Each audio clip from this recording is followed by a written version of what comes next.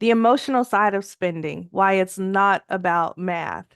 So, a lot of times when we first start trying to manage our money, we hear from experts that it is the emotion it's all about math. And it's not. So today I have a special guest here, friend of the channel, no stranger, Brandy, our resident financial astrologer in the group. So I just want to have a quick chat about emotions versus math and what you found to be true about the financial school for spenders. When I was in grad school, I took the Dave Ramsey's course for financial coaching. So I'm not a stranger to the financial world and how to do things. But what I realized is the formulas of things are simple versus the more gray areas. I know what I'm supposed to be doing with my money, but why? Why am I not doing it? So when I took the quiz and I determined that I was two things, a seeker and a runner, I noticed that um, I throw out the math when I'm in an emotional state that is Mhm. not in equilibrium. And also when I am feeling different variations of emotions, whether up, down, left, or right, but not in a equal baseline, I tend to want to seek things and I seek reasons to step away from my formula. So I love how this group helps to eliminate shame versus feeling like I'm always out of alignment, off the bandwagon, or just being irresponsible. So, I mean, I really do love the emotional component. Yeah, I love that you brought that up because that's a really good point that we may know what to do. And I think that's where the gap is, and why what we do actually fills that gap for a lot of people is that it's not that we don't know what to do. It's not that we can't figure it out. It's not that we're not smart, right? Like all of the women in our group, like we're smart people. We know like the things we're good at, we are really good at those things, and we know what to do with our money. It's not that, but there's that space of like, if I know what to do, why am I not doing it? And I think with the way that we're taught to manage money is like make yourself do it, right? Like Mhm. if you can't stick to your budget, like there's something wrong. But we don't take it from that approach. We're like, just let's figure out what the emotions are behind the spending, and then we'll know how to like heal those emotions, heal those motivations, and you don't have to strong arm yourself.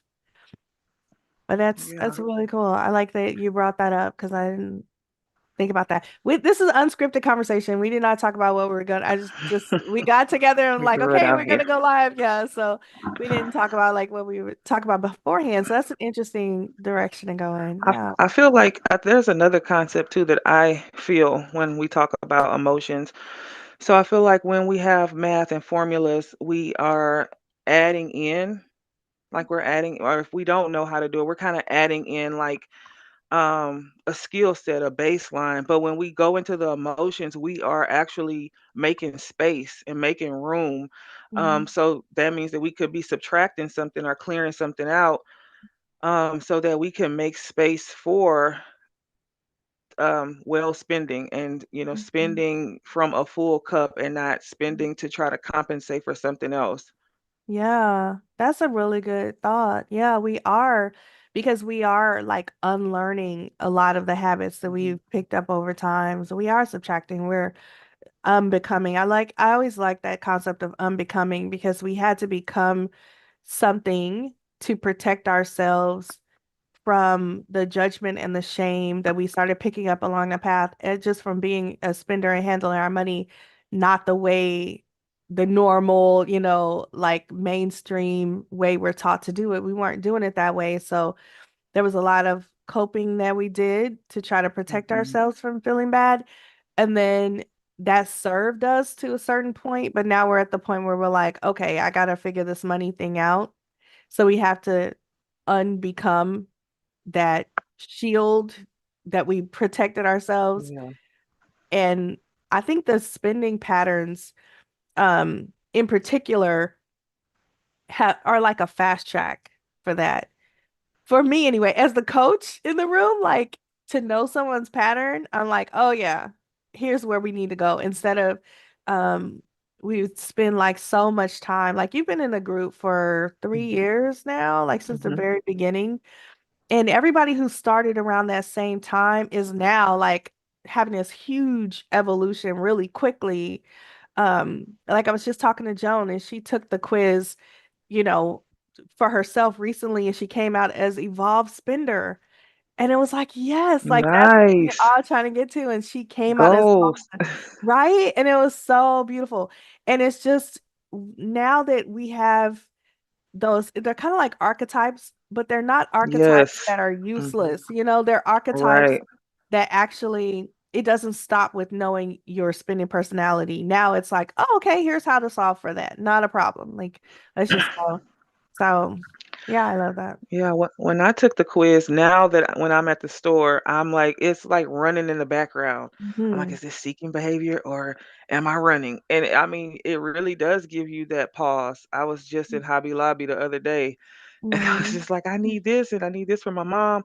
And then I had to, I was able to stop and ask myself, which pattern are you driving into right now? Is this Hmm. seeking behavior? Is this running behavior?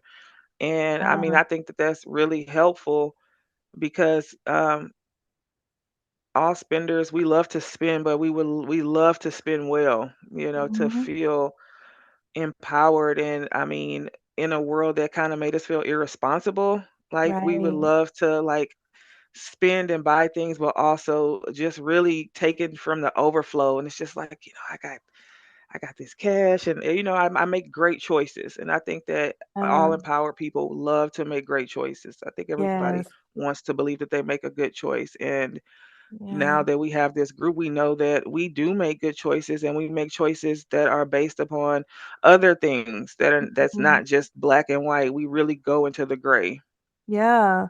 I love that. And I do feel like it is empowering, like to know, Mhm. even if, because I'm a seeker too. And so I know when I get tired, if I get stressed, I'm a hunt. I just want to hunt. Yeah. And I catch myself doing it. I'm like you said, like, because once you know your pattern, like you can't Mhm. unknow it. Like You you can't know it, and unknow it. you see it in all the places. So it's like when I feel tired and I have like I need to do some stuff here at my desk, but I'm thinking, oh, but I have all these errands that I can run. I need to go to Walmart. I need to go to Office Depot. And then I catch myself, I'm like, that's me being a seeker. I want to go and hunt and Mhm. find something and look around and peruse the aisles for hours because that's easier than sitting here turning my brain on and writing emails and stuff like that.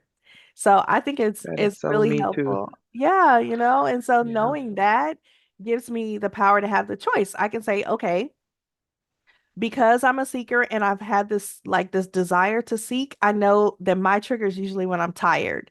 So that tells Same. me like go take a nap, go drink some water, and it helps to anchor in instead of just either defaulting to the behavior or pushing through. And it's like, no, there's an option three. The third option is go take a nap because that's really what you want to do. Mhm. And so I feel like these patterns are so applicable in all these different aspects of life.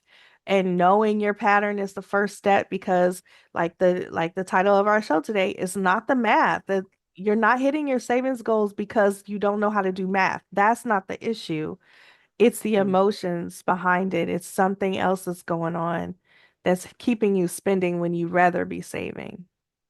Yeah, there's a why. There's a why attached to it.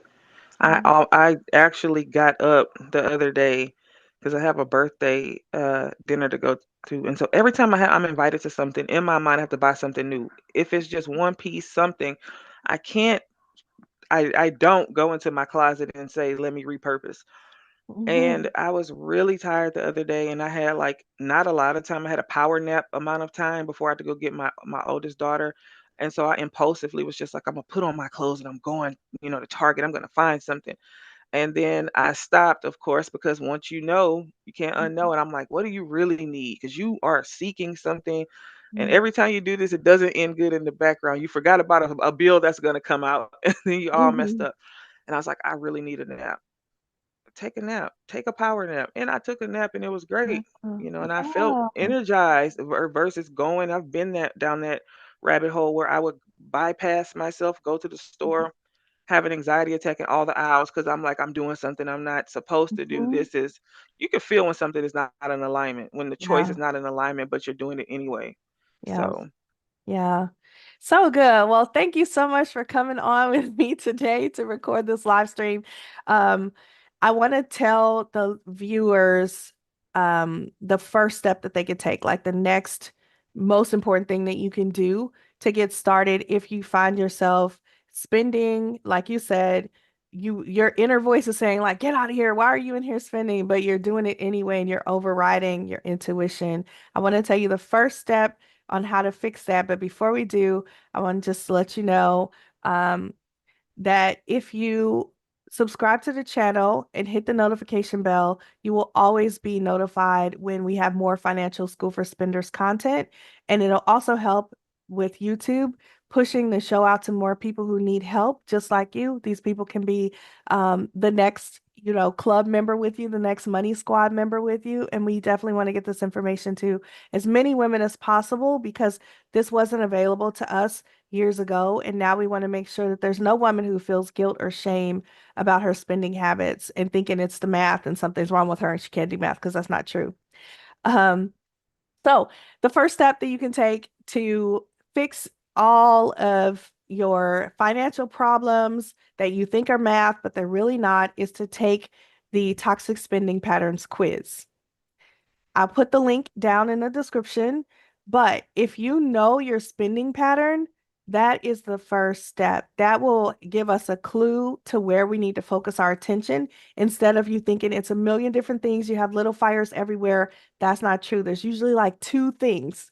There's two places to focus at most. And I've gotten some quiz results back recently where people had three, it's only a 5 question quiz. And if you have one of each, letter, that just means that there's more work to do. It doesn't mean you're broken, just means there's more work. So take the quiz today. We really want to see you in the group. We want to see what your pattern is so we can help you to move past it and evolve into an evolved spender. Thanks for watching, everybody. Bye.